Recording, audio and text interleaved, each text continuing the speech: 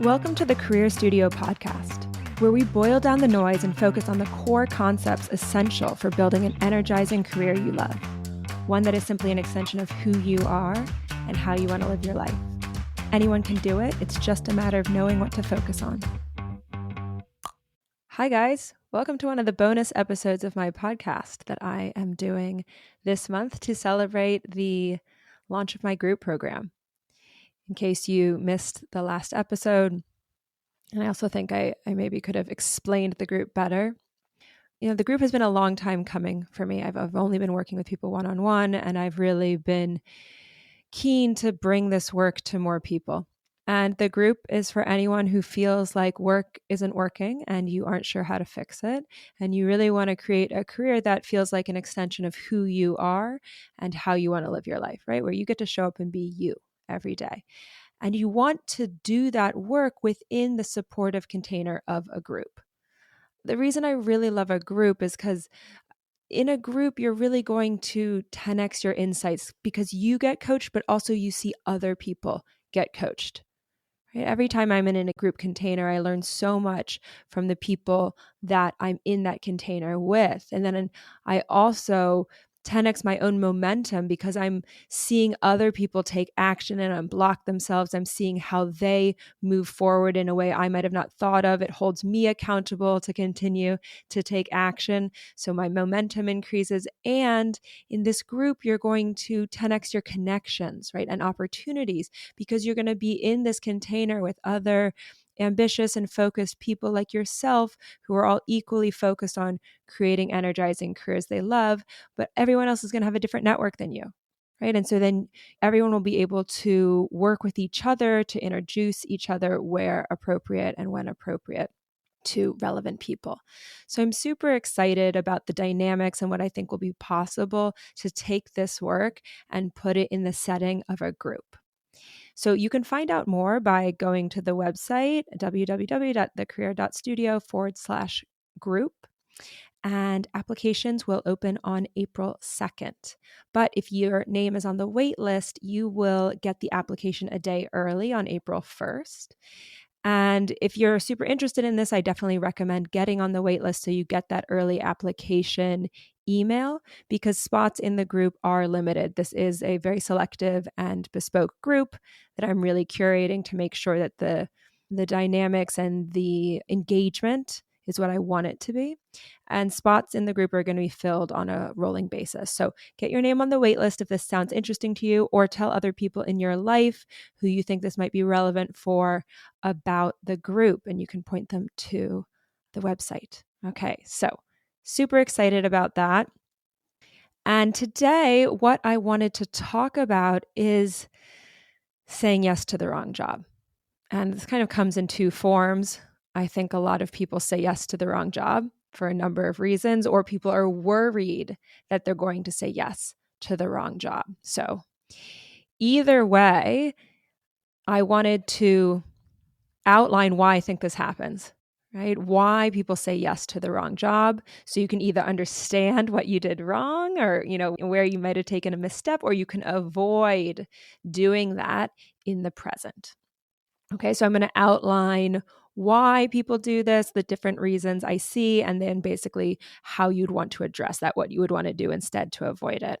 Okay, so there's kind of three areas I'm going to take you through, and that will be the episode. Okay, so the first reason I see that people say yes to the wrong job is that they are very scattered. Okay, so they don't have clarity about what they actually want. They kind of have hypotheses, but those hypotheses aren't built off of a strong foundation.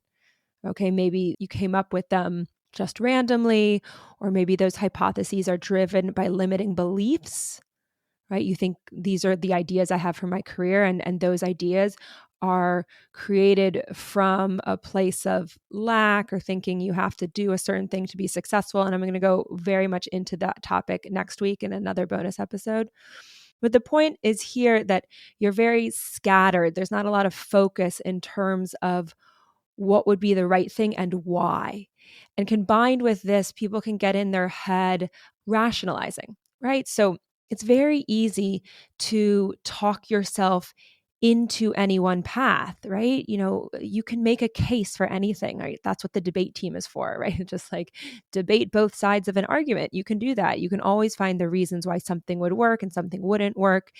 And when you're looking at a bunch of things, if you're only in your head rationalizing, it's very hard to know what's right, right? So the problem is here that there hasn't been a structured, intentional way that is connected to who you are to make a decision about what would be good options for you in terms of restructuring your career.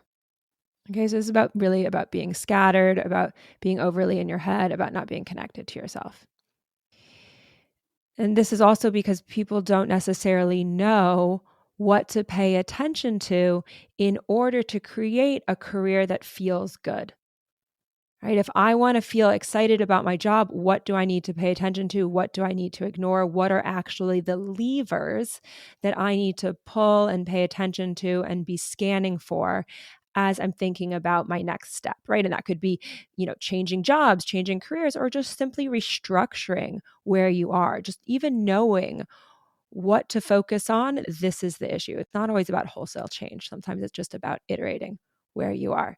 Okay, so this is basically exactly what I am talking about and going through in my Clarify Your North Star workshop, which is part of my whole month of extra content in the lead up to the group application opening. And the Clarify the North Star workshop is on April 2nd, the day that the group opens. And so this is my proprietary tool on exactly what to focus on and what to ignore and how to think about what is important in order to create an energizing career you love. It is the structure that I take all of my clients through to help develop their map, their compass. And it's something I haven't shared with the general public in this way before. I'm going to talk about this stuff in my work, but I'm sharing more detail, more of the stimulus questions that I take people through to really get at what would be a career that's energizing for me. Okay, so there's a lot of a structure, there's a lot of intentionality that I will share with you in the workshop. So if you feel really scattered, if you don't feel a lot of conviction around the paths in front of you, if you're worried like, oh gosh, if I say yes to this, I don't know if that's going to be right for me or not. I don't know if I'll be happy in that space. Well, then you'll definitely want to join the workshop. And you can go and register for that workshop by going to www.thecareer.studio/North Star workshop. Okay. This is part of the issue is that people don't know what to focus on. They're really scattered. The ideas they have don't come from a place of connectedness and knowing what is the recipe for being energized at work. Okay. And that is what the workshop is about. Okay. So, what people tend to do is just like dive into action. Maybe they do something that's close to what they've done before. They just pick what they're already doing, or they pick something that they know people in their network have done. This is how they develop their hypotheses. I mean, this is why so many people end up in the wrong job out of college because they just choose the career path that their parents did or that was recruiting on campus. It's a very common and understandable decision at the time, but it's not factoring in the actual important things to focus on, which is what I'm going through in the workshop. Okay. So that's problem one. That's why people say yes to the wrong job. They don't know what to focus on. They're super scattered and their decisions aren't grounded in who they are. Problem two, the second reason people say yes to the wrong job is people get desperate to get out of their current environment, right? They start rushing to make a change. And this is because whatever is happening in the environment, people get fed up with. And they feel so unhappy with where they are, then just becomes about getting out. Like, I just have to get out of here.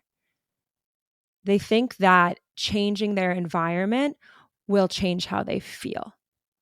And certainly, so much of my work is about being intentional with your career and really choosing a path that's right for you.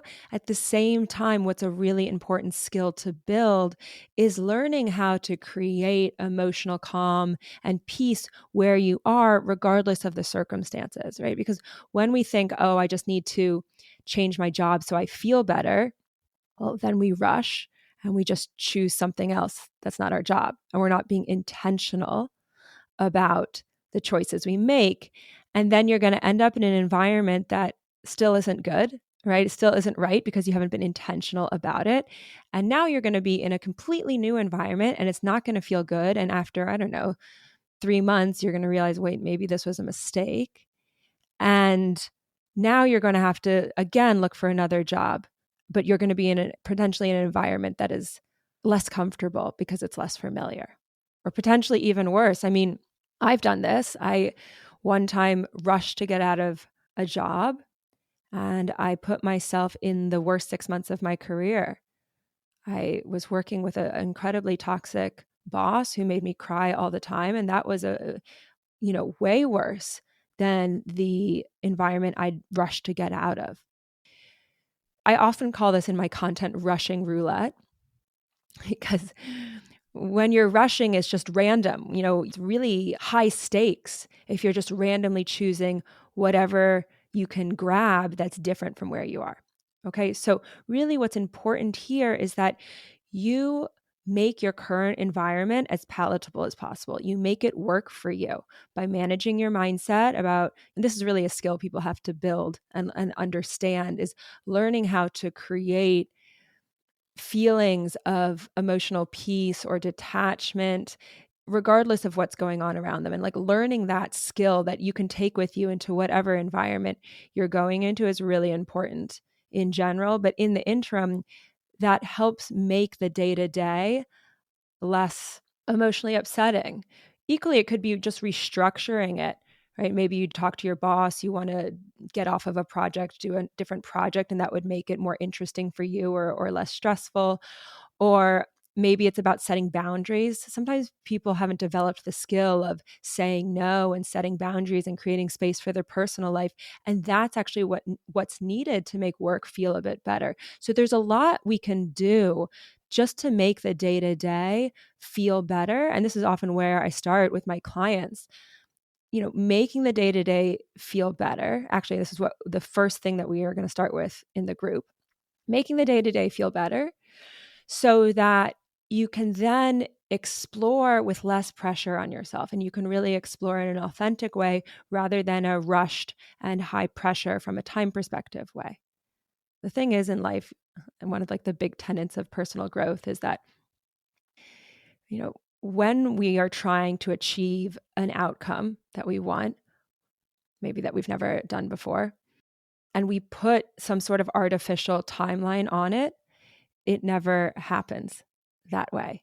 We get into all of this muscling through it and trying to make it happen, but the timeline is, you have to release the timeline a bit. Of course, you have to take intentional and structured action, and you have to connect to yourself and know what you want. I'm not saying don't do anything, but can't always rush the right thing.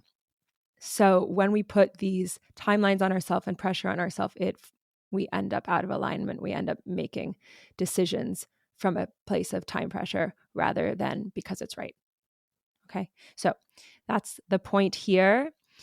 And the third big reason I see people saying yes to the wrong job is that they get caught up in an interview process, or they're oriented towards people pleasing, and they just are not good at saying no.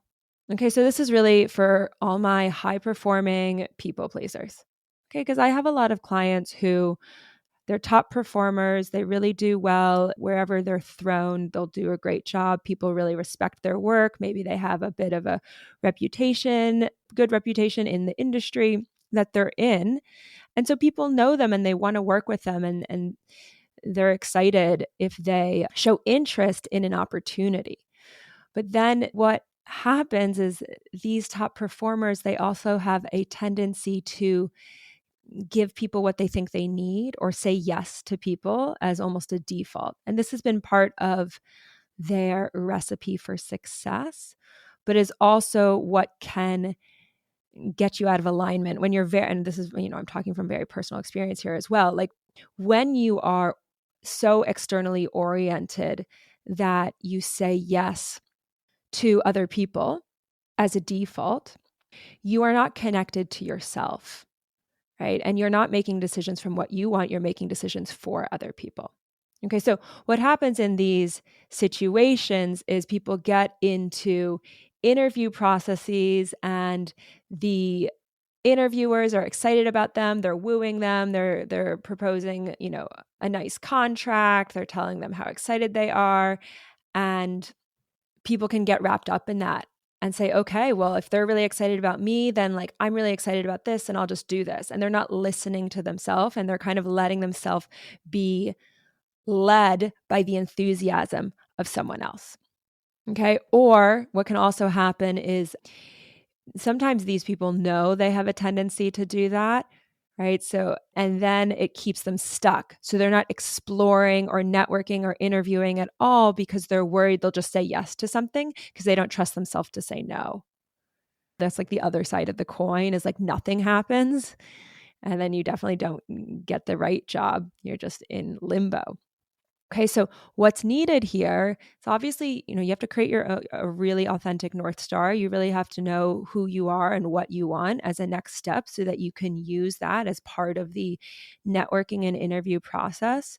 And you also have to practice saying no. You have to unwind from your beliefs that I need to do what other people want in order to be successful. And this is like a lot of emotional and mindset work that I do with people. And, saying no at first can feel hard, right? And we practice in like little ways to lower stakes things, but it's kind of like ripping off a Band-Aid. The first few times it's uncomfortable, but then what happens to my clients is like the more they practice saying no to the things they don't want to do and doing what they want to do, the better it feels because they're in the spaces and with the people that doing things that they want. And that feeling, it feels so much better than always saying yes, that starts to be motivating in and of itself. And it helps make saying no feel better. But at the beginning, we have to create the space and the opportunities to practice saying no. The other thing I'd say as a macro point is it's okay to interview and explore and get to the final round of a process and say no to a job. This is completely fine. Of course, you don't want to do it all the time because it's, a waste of your energy. And of course, you want to be professional in doing it, but it's completely okay to do that. So, for example, I had a client recently who kind of suffers from this duality, right? Very high performer, tendency to say yes to things, can get swept up into conversations and interview processes. So she was interviewing, really excited about an opportunity. It ticked a lot of her boxes. And she had a couple rounds of interviewing, and then she was starting to do reference checks. So, reference checks on the job, on the team, on the business to make sure that people who had worked there or worked with them had good things to say. And all of the feedback that she was getting was actually really negative and really at odds with what she wanted. And so she was learning that actually this job wasn't what she wanted at all. And that meant that she had to pull out of the interview process maybe like 2/3 of the way through. That was very uncomfortable for her as a people pleaser, right? But learning how to do that and learning how to be comfortable doing that is an important part of her growth, of anyone's growth who struggles with this, if you're going to get in the driver's seat of your career and really make the decisions that are right for you. Remember, you don't have to say yes to anything that you don't want to do. And you want to look at the process of building your career and finding the right fit for you, just as you would romantic relationships. You don't have to stay in a relationship that you don't want. If you date someone, it's okay for you to call it off after 5 dates. have to get married after the first date, and you want to treat interviewing and networking and conversations in a similar way. Come to them from a place of curiosity, right? It's okay to be curious and engaged and excited, but that doesn't mean that you're saying, yes, I'll marry you. Because, people and companies reveal themselves one layer at a time, right? And that's what happens in this process. So the way to mitigate this is really get clear on what you want and practice being comfortable saying no. Practice feeling someone else's excitement about you, but understanding that you don't have to reciprocate that. It's okay for you not to be as excited by them, and it's okay for you to have a couple conversations and then say no. Okay? So these are the 3 big levers, the big reasons I see people often saying yes to the wrong job. And so you can certainly apply these to yourself. If you're really looking for clarity, as I've said many times today, you can join me in the North Star workshop on April 2nd. And if you want to work on the other stuff like unwinding from people pleasing and learning how to set boundaries and making sure that you're not rushing and fixing your current environment so it's palatable in the short term, all of that is work that we do as part of the group. Okay, the North Star is just a very important component, but it's just one component of a larger philosophy, which are my fundamentals for career fulfillment. Okay, so that's the episode today. Don't say yes to the wrong job. Have a great week. Hey, if you're ready to create an energizing career you love, one where you get to show up every day and be yourself, then let's explore working together. Head over to my website, thecareer.studio, to learn more about my group and one-on-one programs. And if you're getting value from these episodes, I would be so, so grateful if you can rate and review on whatever podcast app you use. This helps other people like you find and get value from the podcast too.